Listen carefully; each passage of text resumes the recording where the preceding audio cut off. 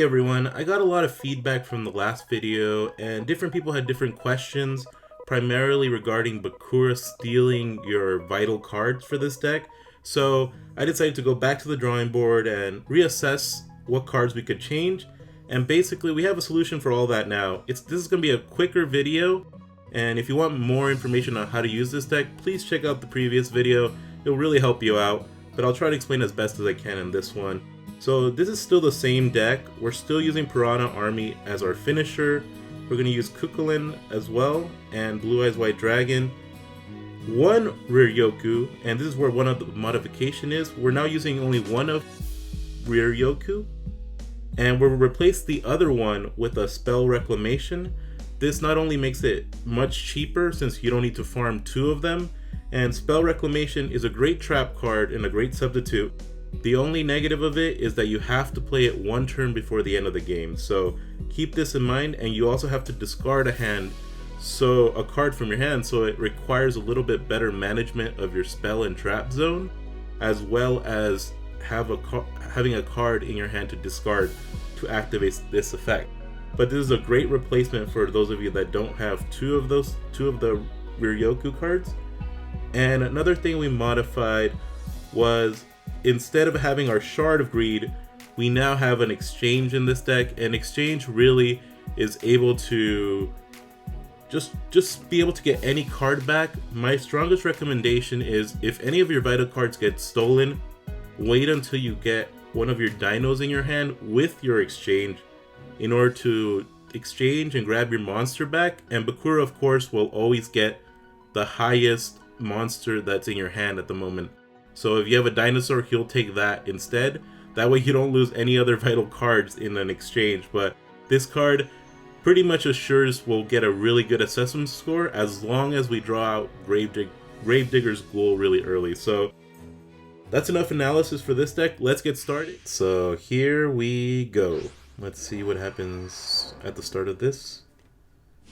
We're hoping for a Gravedigger's Ghoul in our hand at the start and a monster to attack with. And we got just that, so this is one of the best hands you can have at the start. He's going to use Spiritualism, he's going to get rid of that. We don't have to worry about that. What we are worried about is his Dark Necrofear in his graveyard. So, yep, he is doing his effect. We're going to get rid of his effect right now. So we're going to normal summon our monster, the Hunter with 7 weapons. We need to set this to Fiend right now. And like I said, we're trying to get rid of this Dark Necrofear. The second you remove this from play, it pretty much ends the countdown. So we're going to activate this for now, because we want to really get rid of that. You could wait one turn. You still have a lot of turns to play that, but prefer that you don't forget. I think I've done it once where I overestimated how much time I had left, but as you can see, the Hunter with 7 weapons gets rid of his monster, and right now we're in an actual bad position for an exchange, and this is probably where most people have told me that they were struggling with Bakura, is that he would steal their Blue Eyes White Dragon. So we're going to try to summon this and try to summon Blue Eyes. So that's one of the strategies to counter his exchange, is to try to summon the Blue Eyes as soon as possible, but you know, it's not always possible getting him, and sometimes exchange comes way too early, so we're gonna see what we do about that. And the whole strategy to this deck, like I mentioned in the last video, is all you have to do is just keep attacking. Don't allow Bakura to have any monsters. And we have another Gravedigger's Ghoul. And honestly, we can summon this right now. Okay, confirm. And there you go. Our Blue Eyes is summoned now. We're going to attack just to clear his field. And we're going to see. I'm actually wanting him to steal one of my cards just to see if we can react to all what he's doing. And this time we're just getting covered with Gravedigger's Ghouls, so we're going to get rid of some of their monsters. It doesn't matter which one you put away, just because Dark Necrofear was the main one. But I'm basically using my Gravediggers because I have one that's glossy, so it gives me a little bit of extra points for that, for just playing it. So right now we're just clearing and we're trying to speed up this process. We're just waiting out his his exchange to come out. And it will come out because it's his favorite card, I think, to use. I don't know. It's the one card that can mess up our whole points. Our guaranteed points, almost. But since we have this card right here, this is another strategy, is to keep a dino like Crawling Dragon number 2 in your hand, because Crawling Dragon number 2 has 1600 attack, and he'll take that over a 500 attack or an 800 attack monster most of the time. So we're going to keep him in our hand for now. He didn't summon anything, so we don't do anything as well. We just wait it out. Okay, he lays down a card. We don't do anything. I'm going to play the other Gravedigger's Ghoul just to get my hand smaller. And a big part of this deck, like I said, is definitely managing your hand, because you're going to need to do that later. So right now we're going to do that. We're going to attack it. And we're just going to wait. We're waiting out his exchange and seeing how he does it. He lays down a monster, so now that we got 2 of these, we're going to play this. And like I said, if he does steal your Blue Eyes or another important card early, make sure that when you draw your exchange, you have a Crawling Dragon in your hand or the other dinosaur, Twin-Headed King Rex, because he will take that card when you play exchange. So right now, we're just waiting him out. He really can't do much at this point. His exchange is going to fail just because he's going to take my dinosaur, and unfortunately for him, it's not going to help him out much. So in this case, we're not going to need to use our exchange, but in other cases you will have to use it, and that's why it's part of this deck, or an essential part of this deck. I'm just going to summon this just for fun. Because he gives us his monster, so might as well use his monster against him. Okay, so that's where we are. He has nothing really left. We've gotten past his 2 main cards, and here's one of the cards that you need to set almost as soon as you get it. As long as you don't fill up your 3 spaces down here, your spell and trap spaces, you need one for spell reclamation, and you're going to need one for Riryoku to get the combo started. So, and you're going to need some more when you lay down more cards. So make sure you keep a space always open, but make sure spell reclamation is set before your very last turn. Also, Blue Eyes needs to be on the field before your very last turn. For right now, Bakura's not doing much. He's probably going to try to mess up some stuff. See, he sends my reclamation to my hand, and I would say if you have a second Riryoku, it's probably the better strategy. I would honestly use that over a spell reclamation, because you don't have to deal with him pushing cards out like that. But spell reclamation is like a great alternative, especially because I read a lot of the comments that people don't have 2 Riryokus available, and that's what is inhibiting them from using this farm. So yeah, I think this makes it a lot easier. So right now, he can't do much. He's just like standing right there waiting. And since he didn't summon anything, we're not going to summon anything. We're just going to let it go. We don't want to waste our spell slot either.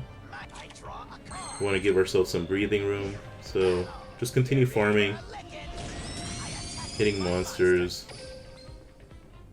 And now you have to start discarding. Discard one of your dinosaurs, because we don't really need them. We already have the field we want for the last turn. We even got these 2 cards out already, so we're in a really good state right now. So end turn, get rid of a Crawling Dragon or something. We're both down to the last cards. Okay, he didn't summon anything again, so we're gonna end our turn. Get rid of a dinosaur again.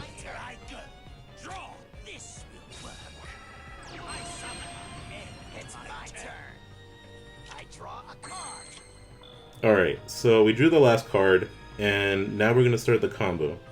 So the first thing we're going to do, we're going to summon Piranha Army. And similar to last time, we're going to use Riryoku. And we're going to use it on our Blue Eyes, and send it over to the Piranha. So that never changes. But this is where it changes. This is why it's important to set down spell reclamation a turn before the last one, is because you're going to activate it right now. and you need to discard one card. So you need to make sure you have a big hand so then you can discard on a non-essential card like Exchange in this case. Exchange goes away. We're not going to need it. And Riryoku comes back to our hand, which is the great part. And now we can continue our combo like regular. We're going to summon our ritual monster, Chulainn. Get rid of our blue eyes.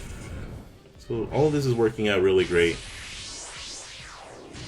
Really wish I could have showed you guys an example with Exchange happening, but just know that if you need to use it, you're just going to have to use it when you draw it. And if not, then you don't need the defense for it. We're going to finish off the combo here, activating, summoning our blue eyes. And the game's pretty much over at this point. Put the Eclipse Ritual spell on your Ritual monster. So he's at 5,000. Use the Riryoku that we got back. Use it on him. Give it back to my Piranha. So Piranha's about ready to finish this game up. So I always recommend to just attack with Chulainn first, just to clear out any monsters that he may have. As long as he doesn't kill them, obviously. And then finish off the game with Piranha Army's effect of doing double damage when he attacks directly. And since he was at 5,000, he went to 10,000 direct damage. And that's pretty much the end of this game right here. This farming strategy is really effective, I feel, right now for farming Bakura. And, you know, farming level 40 is a little tough at the moment just because all the cards required are kind of expensive for it. But if you're just trying to level up Bakura, this is a really great deck to use. And as you can see, like, the deck is very cost effective.